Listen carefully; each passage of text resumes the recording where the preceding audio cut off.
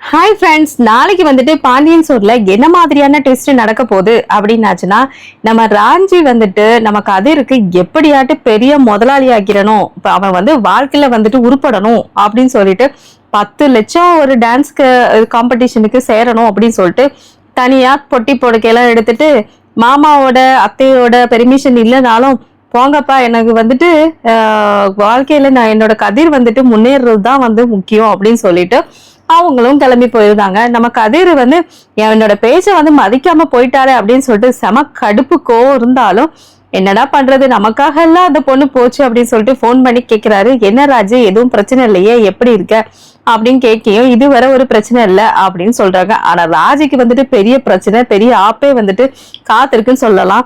எப்படி வந்துட்டு இந்த ராஜி இந்த இக்கட்டான சூழ்நிலை வந்து தப்பிக்க போறாங்கன்னு தெரியல. தப்பான ஒரு குரூப்பு கிட்ட மாட்டிக்கிட்டு தவிக்க போறாங்களா, இல்லைன்னா வந்து நம்ம கதையில திரும்பவும் ஹீரோவா வந்து நம்ம ராஜியை காப்பாத்துவாரா?